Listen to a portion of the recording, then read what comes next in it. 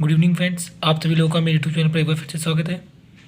Last video में हम लोगों ने डी एल प्रिंसिपल के ऊपर बेस्ड जितने भी डेरिवेशन थे उन सबको सॉल्व कर लिया था। आज हम लोग इस पर बेस्ड न्यूमेरिकल को स्टार्ट करने वाले हैं। सो आज मैं क्वेश्चन नंबर फर्स्ट सॉल्व करने वाला हूँ। देखते हैं क्वेश्चन क्या कह रहा है। A plank of mass capital M is initially at rest along a line of greatest slope of a smoothed plane inclined at an angle alpha to the horizontal, and a man of mass small m starting from the upper end walk down the plank so that it does not move, so that he gets back to the other end in time t।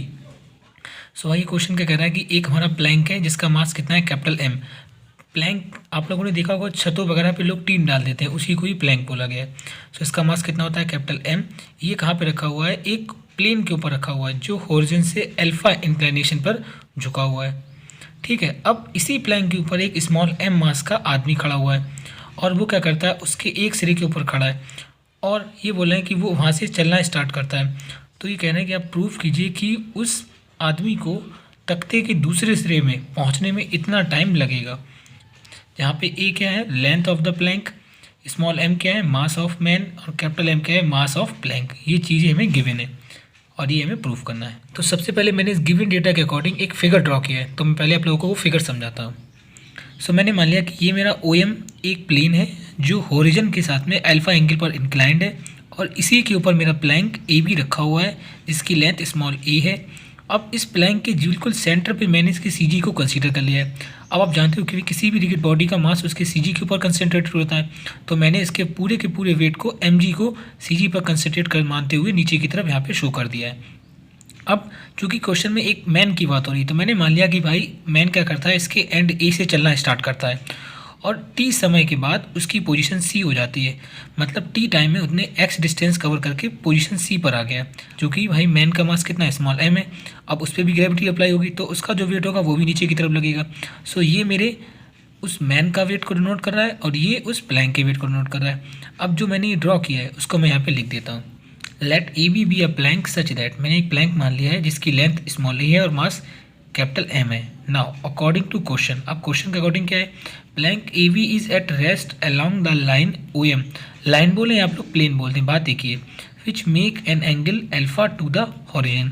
यानी कि ये जो Planck है वो A V O M के ऊपर रखा हुआ है जो अल्फा एंगल बना रहा है होरिजन के साथ में। अब आगे, let G be C G of plank such that, मैंने मान लिया कि जो जी है वो क्या है, उस प्लैंक का सी जी है। अब चूंकि हम लोगों ने मिड में माना है तो ए जी की डिस्टेंस कितनी हो जाएगी, ए बाई टू। भाई अगर ए से बी तक की डिस्टेंस स्मॉल ए है तो ए से जी हाफ होगी यानी कि ए बाई टू हो जाएगी, तो इसलिए मैंने ए बाई टू लिख दिया है। आगे, suppose man start from point A at any time C be the position of man such that A C is equal to X. मैंने मान लिया कि जो मैन है वो पॉइंट ए से चलना स्टार्ट करता है और किसी टाइम पर उसकी जो पोजीशन है वो सी है। और सी किस तरीके से कि भाई जो ए सी डिस्टेंस है वो किसके बराबर हो गई, स्मॉल एक्स के बराबर हो गई। ठीक है, अब आगे, if x bar be the distance of the plank and man in this position from A, then x bar is equal to m into a by 2 plus m into x upon m plus m। सो ये वाली line क्या बोल रही है मैं आपको बताता हूँ। ये बोल रहे हैं कि अगर इसी पोजीशन में, किस पोजीशन में, जब वो आदमी सी पोजीशन पर आ चुका है, उस पोजीशन में अगर x बार क्या है, x बार पॉइंट ए से उस प्लैंक और उस मैन के बीच की डिस्टेंस को रिप्रेजेंट कर रहा है, तो x बार आपका किस तरीके से होगा, m into A by two plus M into X upon M plus capital M. अब इसको हम लोग क्या करेंगे, टी के रिस्पेक्ट में टू टाइम डिफ्रेंशिएट करेंगे। सो मैंने वही लिखा हुआ है, differentiate with respect to T two times respectively. तो जब इसको दो बार करेंगे तो क्या हो जाएगा, D two X bar upon D T square. यहाँ से पहला टर्म मेरा क्या है, कॉन्स्टेंट है, तो वो तो जीरो हो जाएगा। सो यहाँ से एम और यहाँ से ये दोनों कांस्टेंट के रूप में बाहर आ जाएंगे। सो इसको जब टू टाइम करेंगे तो ये भी क्या हो जाएगा, D two X upon D T square. इसको मैंने इक्वेशन नंबर फर्स्ट दे दिया है। Since general vector equation of motion of C G, कि भाई किसी भी रिजिड बॉडी के सी जी की वेक्टर इक्वेशन ऑफ मोशन क्या होती है, M bar D two X bar upon D T square is equal to summation P. ये हम लोगों ने लेक्चर नंबर 29 में ड्राइव भी की थी। अब यहाँ पे एम डैश और पी क्या है उसको मैंने यहाँ पर लिखा है। M dash is equal to mass of body, कि उस रिजिड बॉडी का मास होता है जिसकी वेक्टर इक्वेशन हम लोग फाइंड आउट करते हैं, और पी क्या है, सम ऑफ द एक्सटर्नल फोर्सेस। और P क्या होता है, उस बॉडी पर लगने वाले सारे एक्सटर्नल फोर्सेस का सम होता है।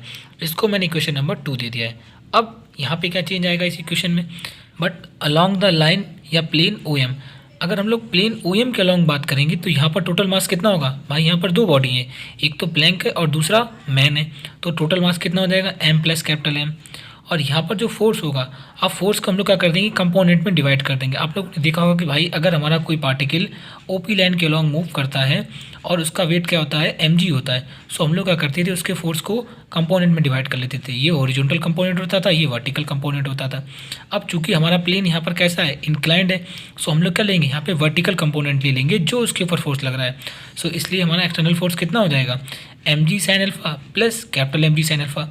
ये उस मैन के ऊपर लगने वाले फोर्स का वर्टिकल कंपोनेंट है और ये उस प्लैंक के ऊपर लगने वाले फोर्स का वर्टिकल कंपोनेंट है। तो एक्सटर्नल फोर्स क्या होगा, इन दोनों के सम की तो बराबर होगा। Thus equation 2 can be written as, अब हम लोग इक्वेशन 2 को किस तरीके से लिख सकते हैं भाई, इक्वेशन 2 में m डैश क्या था, टोटल मास था। अब यहाँ पर टोटल मास कितना है, m प्लस कैपिटल M, सो मैंने m प्लस कैपिटल M लिख दिया है। d2x bar upon dt square c रहा आपका, और यहाँ पे क्या हो जाएगा, P क्या था, टोटल एक्सटर्नल फोर्स। अब यहाँ पे टोटल एक्सटर्नल फोर्स क्या है, इन दोनों के सम के बराबर, सो मैंने इन दोनों को रख दिया है। अब d2x bar upon dt square की वैल्यू हम लोग कहाँ से ला कर रखेंगे, इस वाली इक्वेशन से। सो मैंने यहाँ पे इसको लिख दिया है, m प्लस M आपका ऐसे ही रहा, और ये पूरी वैल्यू मैंने कहाँ से रखी है, इक्वेशन नंबर फर्स्ट से, और ये दोनों टर्म मेरे एज इट इज़ यहाँ पे रह गए। सो ये और ये दोनों क्या हो गए, कैंसिल आउट। सो अब आपका क्या बचा, d2x अपॉन dt स्क्वायर ऐसे ही रहा। अब ये जो m था वो दूसरी साइड गया तो डिवाइड में आ गया, और इन दोनों में से मैंने क्या कॉमन निकाल लिया, g साइन अल्फा, तो क्या बचेगा m प्लस कैपिटल M। तो m प्लस कैपिटल M तो आपका ऐसे ही रहा, और g साइन अल्फा कॉमन आ गया, और ये जो m था वो दूसरी साइड आकर के डिवाइड में हो गया।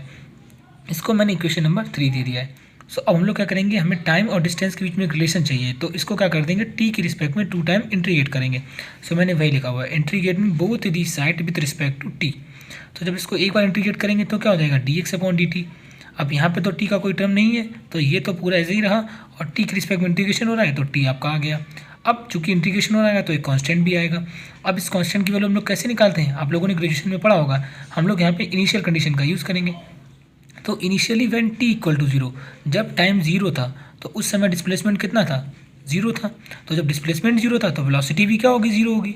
सो k1 की वैल्यू क्या मिल जाएगी, यहाँ पर 0 मिलेगी। मतलब जब आप इस इक्वेशन में t को 0 रखोगे और dx अपॉन dt को 0 रखोगे तो आपको k1 की वैल्यू क्या मिलेगी, 0 मिलेगी। सो यहाँ से k1 की वैल्यू 0 आ गई।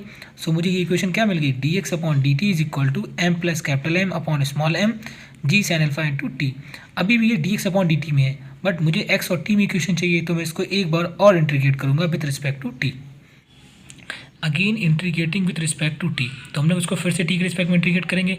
सो dx अपॉन dt क्या बन गया, x, और इसका मैं पूरे का कर देता हूँ integration with respect to t। चूँकि इंटीग्रेशन हो रहा है तो एक कांस्टेंट आएगा, तो ये k2 बन जाएगा। x आपका ऐसे ही रहा, ये पूरा टर्म कांस्टेंट था, ये बाहर आ गया, t का क्या हो गया, t square by 2 plus k2। अब यहाँ पे हमें फिर से किस कांस्टेंट k2 की वैल्यू चाहिए, सो मैं फिर से इनिशियल कंडीशन लगाऊंगा। तो इनिशियल कंडीशन क्या होगी, initially when t equal to 0 then x equal to 0। मतलब जब t कितना था, 0 था, यानी कि कुछ भी समय नहीं हुआ था, तो उस समय तो वो आदमी कहाँ पे खड़ा होगा, एंड पॉइंट ए पर ही तो खड़ा होगा, तो उसने कुछ भी डिस्टेंस कवर नहीं करी होगी, यानी कि x की वैल्यू क्या होगी, 0। तो अगर x 0 रखें तो इधर t 0 हो जाएगा। सो ये पूरे दोनों टर्म क्या हो गए, 0। सो k2 की वैल्यू क्या मिलेगी, 0। तो इसलिए मैंने लिख दिया k2 इक्वल टू 0। अब इस k2 इक्वल टू 0 को मैं इस इक्वेशन में रखूँगा। सो मुझे क्या मिला, x is equal to small m plus capital M by small m G sine alpha into T square by 2। इस 2 और m का मैंने इधर क्रॉस मल्टीप्लाई कर दिया। सो क्या हो गया होगा, 2mx और equal to small m plus capital M into G sine alpha into T square. अब मुझे तो टाइम चाहिए, सो मैं इस पूरे टर्म को इधर की तरफ कर दूंगा डिवाइड। अब चूंकि टी स्क्वायर है तो ये डिवाइड में आएगा, और उसके साथ साथ क्या आएगा, इधर वाले टर्म के ऊपर रूट भी लग जाएगा। सो मैंने वही लिखा है, T is equal to 2mx upon small m plus capital M G sine alpha. ये जो इक्वेशन है वो उस आदमी को x डिस्टेंस कवर करने में लगे टाइम को बता रही है। बट हमें कौन सा टाइम चाहिए, हमें तो वो टाइम चाहिए जब वो पूरे प्लैंक के दूसरे सिरे पर आ जाए। सो अगर वो प्लैंक के दूसरे सिरे पर आ जाएगा तो x की वैल्यू कितनी हो जाएगी, उस लेंथ के बराबर हो जाएगी जितनी प्लैंक की हमको दे रखी है। यानी कि अगर x इक्वल टू a हो जाएगा तो जो टाइम आएगा वही हमें प्रूव करना है। सो मैं वही लिख दूंगा, if t1 be the time taken by the man to reach other and.